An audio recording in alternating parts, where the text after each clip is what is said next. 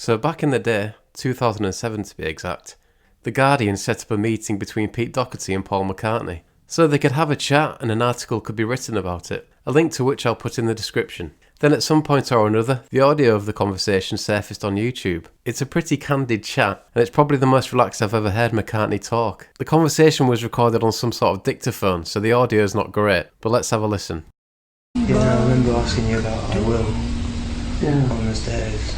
That's a song I've been not too cleverly trying to rip off for a few years now. I just love that, B flat, A minor, D minor. Yeah, that's great. I do a lot of Beatles stuff now, and revisiting it is kind of interesting, just because looking at what chords you were using and revisiting the lyrics, because some of them then you thought, well, okay, you just write the song, kind of straight love lyrics maybe, but playing them now, sometimes they've got a different significance for me. Just seem a bit deeper, because I'm just thinking, well, I was just some young guy, and pretty hot. Just some young guy, pretty on the ball, stuff like. Quite a well-dressed young man, maybe. Yeah, man. A couple of moustaches going on back there as well.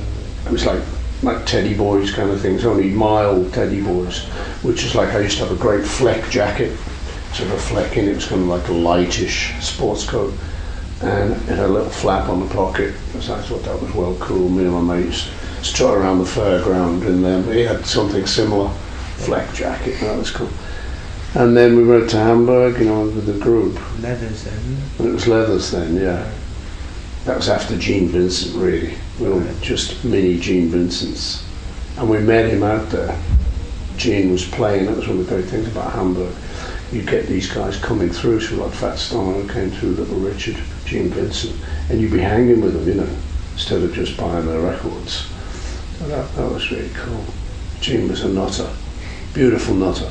Doherty sounds a lot like he did in early Libertines interviews, and according to this follow-up article in The Guardian, he was 26 days clean at the time of the chat. As they continue to talk about songwriting, Doherty seems keen to know the reason behind early Beatles songs. So I heard you wrote Michelle primarily to Paul Birds as well, wasn't it? Yeah, we used to go to these art school parties, because John was at art school, and me and George were at the school next door. So we'd tag along and go to these parties. And it was at the time of people like Juliette Greco, the French bohemian thing. They'd all wear these black turtlenecks, whereas it's kind of, I think, where we got a lot of that from. And we fancied Juliette like mad. He was dark-haired, French chanteuse, really happening. And so, yeah, I used to pretend to be French. Just sort of, sit in the corner. And I had this song that turned out later to be Michelle, and it was just an instrumental, but I was, And years later, John said, "Remember that thing you used to do, that French takeoff?" I said, "Yeah." He said, "It wasn't a bad song there." He said, "You should do that, When I first met Carl, who I started the Libertines with, he was about a year and a half older than me. I was 17, he was 18 and a half, and he used to have a song called France, and we used to chase around London, mostly after Columbus, and like a jazzy little number. Bong, bong. I couldn't really play guitar then, not properly, but I was convinced I was going to be the singer and he was going to be the guitarist in Morrissey and Marr, but a few years in, he was convinced he had to sing as well, so I had to learn the guitar. Like me being a bass player, which now I'm very proud of. I'm like, it's my role, I'm happy with it now. But at first it was the loser job in the group, bass player, It was normally the fat guy that stood at the back, but so I was a bit sort of unhappy when I got that job. I wanted to be up front with the guitar. We then get an interesting insight into how they both wrote songs with and without songwriting partners, and how that evolved. We hadn't always written as a partnership. John had written Strawberry Fields, I'd written Penny Lane separately, because we didn't live together. We were a partnership on the road, because we lived together. Like this, you'd just be, we'd be in that bedroom, twin beds, and so you just write. But then when we actually got houses, I would write something on a day when I wouldn't see him. So I'd kind of done Yesterday and Penny Lane and stuff, while he'd done, Strawberry Fields and Nowhere Man at his place. And we'd get together then and polish them together. but we had established this thing of writing separately, so kind of took the edge off it when we had to completely write separately. It wasn't quite as bad. I still miss not having someone to just check it with.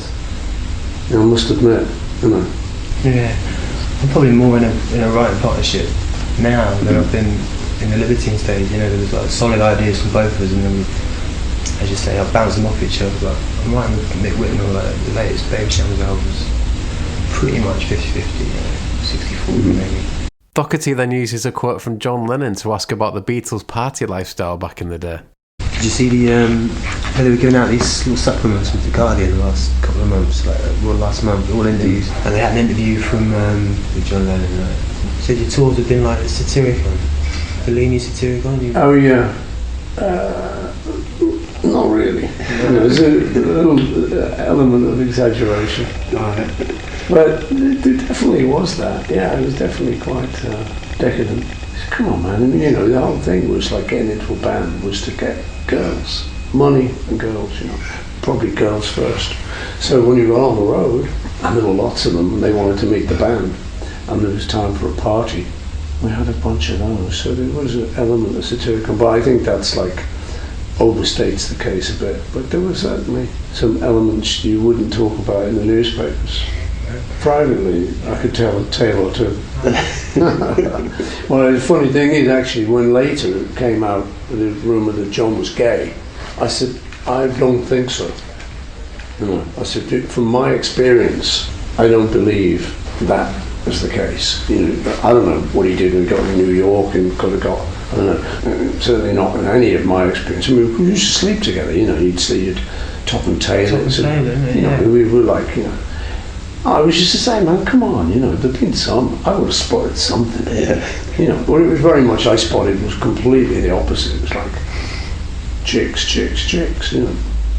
I guess the difference between now and then, though, is that then, it's not like today where you've got people with camera phones the whole time and presumably you can't go out the door without being worried if someone's going to report what you're doing. Yeah, that's a bit of a hassle, isn't it? Yeah. No, there was none of that, really. I mean, I go around here, I'm sure it must happen worse to you, actually, but I go around and I just suddenly see a car pull in behind me or something. Now, I'm looking over my shoulder all the time. Bit of a piss off. But then I try and change it in my own mind because I know it's a reality and I'm stuck with it.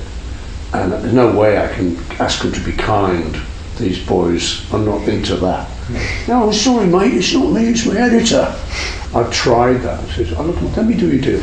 But I try and rise above it now and try and persuade myself genuinely and just sort of say, I want to be in the newspaper. I want a picture of me. I love being in the newspaper. I've got a new record out. I couldn't buy this publicity, it was a total lie.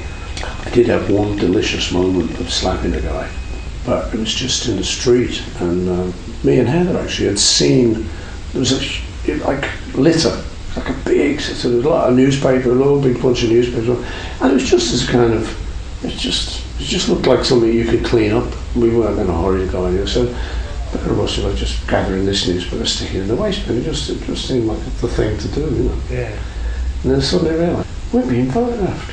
There's a guy across the room. Oh, I've got it now, we cleaning up the litter. I said, fuck you.